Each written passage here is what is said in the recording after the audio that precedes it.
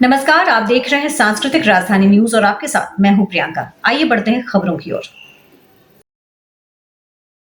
खबरों में बात करते हैं राजधानी रांची की, जहां के प्रदेश भाजपा कार्यालय में पार्टी के प्रदेश प्रवक्ता प्रतुल शाहदेव के द्वारा एक संवाददाता सम्मेलन संबोधित किया गया।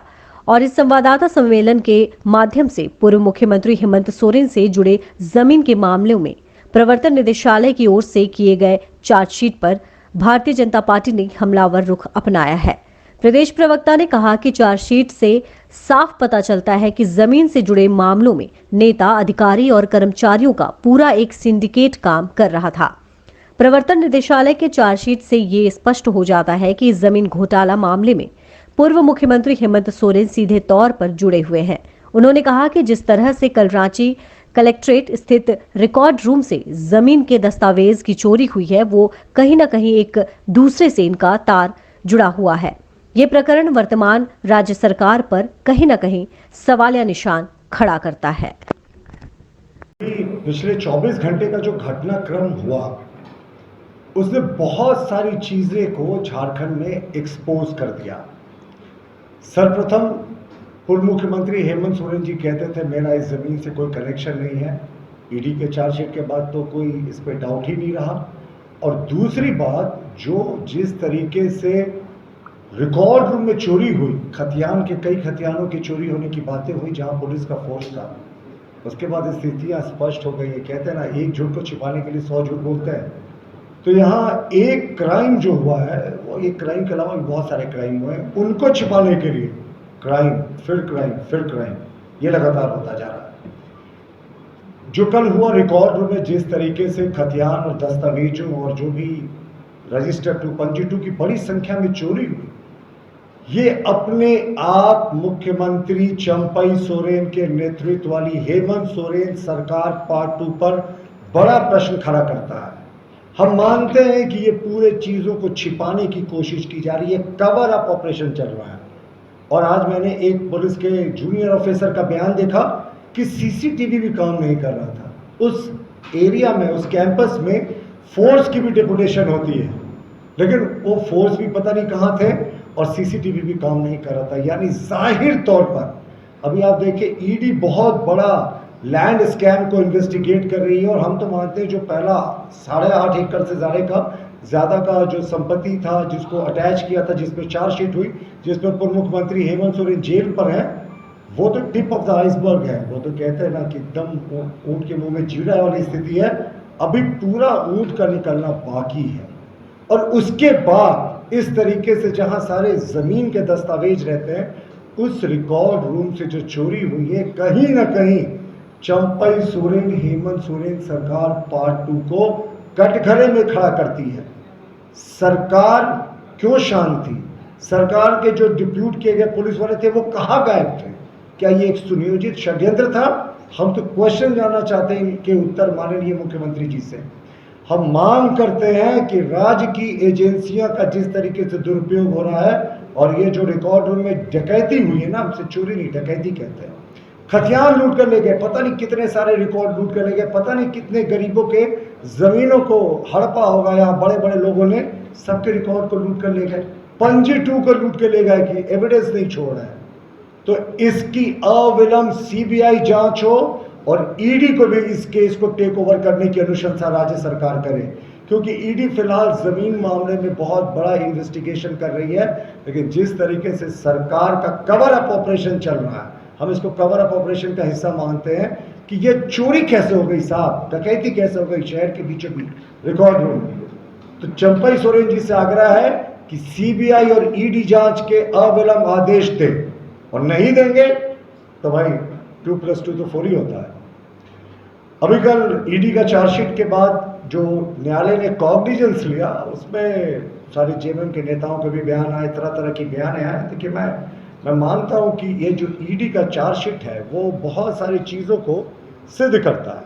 अब देखिए, इस केस की हम बात कर रहे हैं, ये ECIR केस नंबर 6/2023 है इन matter of directorate of enforcement, और इसके रिस्पोंडेंट नंबर 2 हेमंत सोरेन जी खुद हैं, जिस केस की मैं आपको चर्चा कर रहा हूँ। इस केस में आप देखेंगे तो कुछ बड़े इंटरेस्टिंग फैक्ट्स हैं। अब आप देखें, इस केस में इस केस में जो एक सिंडिकेट काम करता था, भानु प्रसाद जो अंचल का कर्मचारी था, उसके साथ कई अधिकारी मिले हुए थे, जिसमें सीओ तत्कालीन मनोज कुमार और तमाम लोग, छवि रंजन जी का भी उसमें नाम आया था। ये लोग मिलकर सिंडिकेट चलाते थे जमीन कब्जा करने का।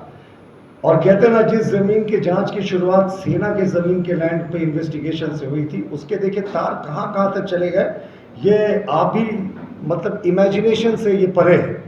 और मैं एक आपको चलते चलते बता दूं कि ईडी जो भी करती है, रिकॉर्ड करती है स्टेटमेंट को, उसको एक admissible as evidence in court of law है। ये मैं सेक्शन भी आपको दिखा दे रहा हूं। जबकि एक पुलिस ऑफिसर जो सेक्शन 161 ऑफ सीआरपीसी में कहता है, वो चैलेंज भी हो सकता है। ये 164 के तहत बयान माना जाता है ईडी के कोर्ट में। जो लोग गवाही देते, ईडी के कोर्ट में नहीं, माफ कीजिएगा, ईडी के सामने उनको लॉ ऑफिसर्स की तरह ट्रीट किया जाता है। तो हम लौटते हैं वापस, जिस तरीके से आए और चैट्स आए। चैट में इनका कहना था कि इस जमीन से इनका कुछ लेना देना नहीं, पर एक एजेंट विनोद भी एक किरदार था इस पूरे केस में, जो जिसके चैट आप हम बहुत बार डिस्कस कर चुके हैं कि किस तरीके से वो सारा ट्रांसफ़र पोस्टिंग कराता था, डीसी का, एसपी का, तमाम तरह की चीज़ें होती थी। और ये तो हम लोगों ने सिद्ध भी किया था कि जिन जिन लोगों की इसने पैरवी की थी, उनका ट्रांसफ़र भी हो गया था। ये भी आपको अच्छे से जानकारी में है कि जो एक नक्शा विनोद और हेमंत जी के मोबाइल के बीच ऑफिशियल चैट था। हेमंत जी का मोबाइल नंबर मैं डिस्क्लोज नहीं कर रहा हूँ, हालांकि ईडी के चार्जशीट में यहाँ है, और न मैं विनोद का कर रहा हूँ, लेकिन ईडी की चार्जशीट का हिस्सा है कि उसमें इस नक्शे का आदान प्रदान हुआ था। यानी ये नक्शा था, और इस नक्शे का इलाका जो बताया गया था वो लालू खटाल का एरिया बताया गया था, बड़गाई बरियातू में। और उस पूरे इलाके में इतनी बड़ी जो ज़मीन बनाने के लिए कोई दूसरी जगह नहीं है, इतना बड़ा जो कंस्ट्रक्शन करने के लिए है वो कोई दूसरी जगह नहीं थी। तो आप इसे सोच सकते हैं कि किस तरीके से इनके तार साफ साफ एक दूसरे से जुड़े हुए थे। अब आते हैं कि किस तरीके से जो ईडी के ऑफिसर्स थे, उन्होंने इन्वेस्टिगेशन अपना जो कराया, उसमें बैजनाथ मुंडा और श्यामल पाहन थे, जो उस जगह पर रहते थे बतौर केयरटेकर। उन्होंने बयान दिया ईडी के सामने, और आपको पता होगा कि ईडी के सामने जो बयान दिया जाता है वो कैमरे में रिकॉर्डेड होता है, और उसके साथ एक इंडिपेंडेंट गवाह भी होता है। मैंने पहले भी कहा कि सेक्शन 164 के तहत वो एडमिसिबल है कोर्ट ऑफ लॉ में भी। तो उसमें उन्होंने स्पष्ट रूप से कहा है कि 2014 से हेमंत सोरेन जी के लिए वो इस जगह की देख रेख कर रहे हैं। एक और केयर टेकर है संतोष मुंडा, 2014 से हेमंत सोरेन जी के लिए वो इस जगह की देख रेख कर रहे हैं। एक और केयर टेकर है संतोष मुंडा, उसने ने भी ईडी को बयान देकर कहा है कि मैं 14-15 वर्षों से इस जमीन की देख रेख कर रहा हूं हेमंत सोरेन जी के लिए। और जबकि हेमंत सोरेन कहते हैं कि साहब हमारा तो इस जमीन से कोई लेना देना ही नहीं, हमारा तो नाम ही नहीं है साहब। कैसे उनका नाम डालने की साजिश थी, ये भी मैं आपको आगे दिखाऊंगा। और देखिए, ये मैं दिखा रहा हूं कि हेमंत जी के आदेश पर जो भौतिक सत्यापन किया था तत्कालीन जो अंचल कर्मचारी थे भानु प्रताप, वो उसकी आप साफ देख सकते हैं कि इसी जमीन का भौतिक सत्यापन हुआ था। और ये भौतिक सत्यापन उन्होंने किसके आधार पे कहा था? तो जो सीओ मनोज कुमार है, मनोज प्रसाद है शायद उनका, जो सीओ मनोज थे, उन्होंने बयान दिया कि जो उदय शंकर हैं, अभिषेक कुमार पिंटू जी के जो प्रिंसिपल सेक्रेटरी हैं, अभिषेक पिंटू आप सब जानते हैं कि मुख्यमंत्री के वो प्रेस सलाहकार थे, उन्होंने कहा कि उनके आदेश पर यह हुआ। और यही बात नहीं रुकती, अभिषेक पिंटू जी ने भी अपने बयान में कहा कि हेमंत सोरेन जी के कहने पर यह भौतिक सत्यापन का आदेश कराने के लिए उन्होंने उदय शंकर को कहा था। उदय शंकर ने सीओ को कहा, सीओ ने भानु प्रताप को कहा। उसके बाद जो भौतिक सत्यापन हुआ, जिसकी मैंने आपको रिपोर्ट दिखाई, तो ये तो तार सीधे तौर से सीएमओ से जुड़े हुए हैं। और अब आप इसके बाद देखें कि किस तरीके से ये फाइल जो सीज हुई, जो रेड हुई थी, ये जब फाइल सीज हुई तो किस तरीके से लोग ना कंफर्टेबल हो जाते हैं ना, तो क्राइम करते समय उनको एहसास नहीं होता कि कानून के कभी लंबे हाथ उन तक पहुंच सकते हैं। तो जो भानु प्रताप के यहाँ से, जो भानु प्रसाद के यहाँ से जो सील हुआ था, उसमें देखिए उस फाइल में क्या लिखा हुआ था, बड़गाई का फाइल, सीएम बड़गाई भुयरी। और ये पूरा मोटा पुलिंदा था जो हेमंत सोरेन जी को जमीन ट्रांसफर करने की कोशिश की जा रही थी। और ये देखेंगे, ये पूरा उसका भौतिक सत्यापन है। उसके लेफ्ट हैंड साइड में भी आप कोना में देखेंगे कि वहाँ पे सीएम बड़गाई भुंयरी ये साफ लिखा हुआ है। और ये तीसरा नोट है जिसमें उन्होंने कागज़ में लिख कर रखा है सीएमओ भुंयरी। यानी जो कागज़ में जितने चीज़ें आई हैं अभी तक, मैंने आपको जो भी दस्तावेज के आधार पर दिखाया, उससे ये साफ हो गया कि ये जो सारा चीज़ था ये मुख्यमंत्री जी से डायरेक्टली रिलेटेड था। अब एक बड़ा इंटरेस्टिंग पार्ट और है। अमूमन हम भी जानते हैं कि वर्षों लगा देती है किसी ज़मीन के रिस्टोरेशन में, वर्षों वर्षों तक मामला चलता है। लेकिन 9 जनवरी 2024 को जो मामला टेकअप हुआ, फाइल भले ही पहले हुआ हो, लेकिन 9 जनवरी 2024 को ये मामला टेकअप हुआ। साहब बिजली की स्पीड से 29 जनवरी 2024 को, जिस दिन मुख्यमंत्री जी के घर में ईडी का वो दबिश हुआ था और ये तमाम चीजें हुई थी, ये रिस्टोरेशन का ऑर्डर आ गया। एसआर कोर्ट का आज तक के अपने इतिहास में 20 दिन में किसी केस के डिस्पोजल करने का रिकॉर्ड ही नहीं रहा। तो ये सब किसके इशारे पे हो रहा था? और एक ये चीज हमेशा कहते हैं कि साहब हेमंत जी का नाम कहाँ है? तो जो इनके कर्मचारी हैं, जो अभी भानु प्रसाद अंचल बड़गाई के कर्मचारी थे, उनके पास से एक पेपर सीज हुआ। ये बड़ा इंपॉर्टेंट पेपर है, ये देखिएगा। इसकी शुरुआत में अगर आप देखेंगे, अगर मैं इसे बड़ा करके आपको दिखा रहा हूं, तो यहाँ देखिए ये रैयत का नाम है। ये रैयत का नाम पंजी 2 में इन्होंने खाली छोड़ दिया था, यानी रैयत का नाम भरने की तैयारी थी और इन्होंने कहा हेमंत सोरेन का नाम भरना था। ये सारा ईडी के चार्जशीट पे है, ये ब्लैंक छोड़ा हुआ था। ऐसा अमूमन आप कभी देखेंगे नहीं। तो ये चीज़ें हैं, यहाँ इस तरह की चीज़ें लंबे समय से हो रही थी। तो जिस तरीके से ये कहते हैं कि ये बेनामी ज़मीन से मेरा कोई लेना देना नहीं, साहब इनके ही करीबियों ने बता दिया, इनके ही अधिकारियों ने बता दिया कि ये जो ज़मीन है ये डायरेक्टली हेमंत सोरेन जी से लिंक्ड है। और हमने तो आपको दिखा भी दिया कि किस तरीके से इस पर करने की कोशिश थी। अब आप देखें कि आनन फानन में इस ज़मीन को लौटाने की भी तैयारी हो गई और लौटा भी दिया गया। अब देखिए, कहते हैं ना कि ये कहते हैं कि नहीं, उस ज़मीन पर एक राजकुमार पाहन किरदार है जिनका वीडियो अक्सर जेएमएम दिखाती है। राजकुमार पाहन कोई दूध के दूल्हे नहीं है, ईडी के केस में वो एक अभियुक्त है, आरोपी हैं। उनके बारे में कहा, उन्होंने कहा कि ज़मीन मेरे कब्जे में थी। देखिए, जबकि संतोष मुंडा जो है ना, संतोष मुंडा के जो बच्चे हैं रोहित मुंडा और खुशबू मुंडा, उन्होंने एक बार सैमसंग टीवी खरीदा और एक बार एलईडी सैमसंग एक टीवी खरीदा और एक रेफ्रिजरेटर खरीदा। और उसके 2 इनवॉइसेस मैं आपको दिखा रहा हूं जो ईडी की चार्जशीट पे है। एक इनवॉइस 2017 का है, दूसरा इनवॉइस 2022 का है। और आपको जानकर हैरत होगी, दोनों में पता जो है वो उसी बड़गाई की भूमि का है। यानी राजकुमार पाहन गलत बोल रहे थे कि ये ज़मीन उनके कब्जे में है। ये ज़मीन पर तो संतोष मुंडा रह रहे थे जिनके बच्चों ने ये फ्रिज और टीवी खरीदा था और एड्रेस भी उसी जगह का दिया था।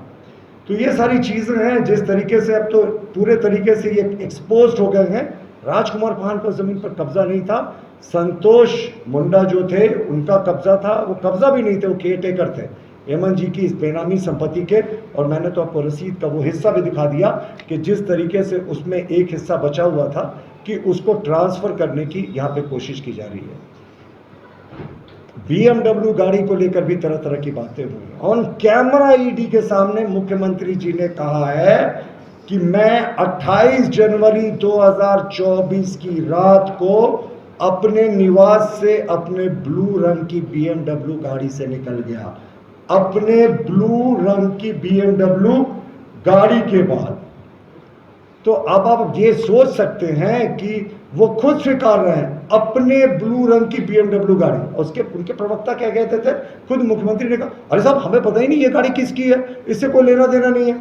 ईडी के सामने कैमरे पे स्वीकार किया कि 28 जनवरी की रात को वो निकल गए थे अपनी BMW गाड़ी में बैठकर। उसके बाद ईडी की चार्जशीट में एक हिस्से में ये भी है कि जो इन्होंने शोरूम जाकर, मुख्यमंत्री कोई प्रदेश का जाता है तो सब लोग उसको पहचानते ही हैं, तो शोरूम वाले भी बड़े खुश थे कि ये BMW को सेलेक्ट कर रहा है।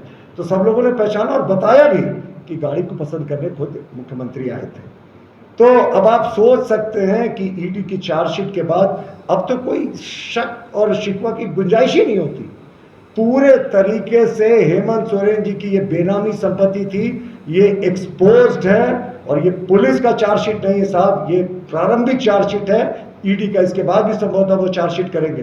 लेकिन एक बड़ी घटना जो आज हुई है कि ईडी की चार्जशीट के साथ साथ रिकॉर्ड रूम में डाका डाला गया।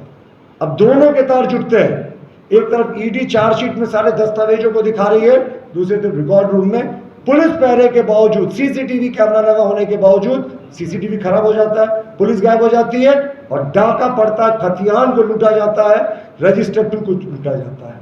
यानी ये अपराध को छिपाने के लिए अभी भी अपराध हो रहा है। हेमंत जी के इस मुद्दे पर खास करके हम लोगों ने आपको सारे तथ्यों से अवगत कराया। हम मुख्यमंत्री जी माननीय चंपई सोरेन जी से फिर आग्रह करते हैं कि साहब, आपकी सरकार आज कटघरे में है। अगर आप लोगों ने सीबीआई या ईडी के जांच का इस पूरे चोरी में आदेश नहीं दिया तो कहीं ना कहीं दिखेगा कि राज्य सरकार इस घटना को लेकर कोई बहुत आक्रामक नहीं है। रिकॉर्ड रूम में डाका और कितने गरीबों को लूटने देंगे। जी, कोर्ट ने ईडी के चार्जशीट को सही माना और उसको कॉग्निजेंस लिया। ये कोर्ट का विशेषाधिकार होता है कि वो किसी के क्लोजर रिपोर्ट को या चार्जशीट को रिफ्यूज कर दे। आपको याद होगा बंधु तिर्की जी के केस में एजेंसी ने क्लोजर रिपोर्ट दे दिया था कि हमें साक्ष्य नहीं मिले, लेकिन कोर्ट ने कहा 6 लाख से ज्यादा का डिस्प्रोपोर्शनेट एसेट का इनकम है, इसलिए उस मामले में उनकी गिरफ्तारी भी हुई, सजा भी हुई। तो ये कोर्ट के भीतर का मामला, अब जब गवाही होगी तो वो मैटर सब जुडिस होगा, ये मैटर सब जुडिस बिल्कुल नहीं है। धन्यवाद।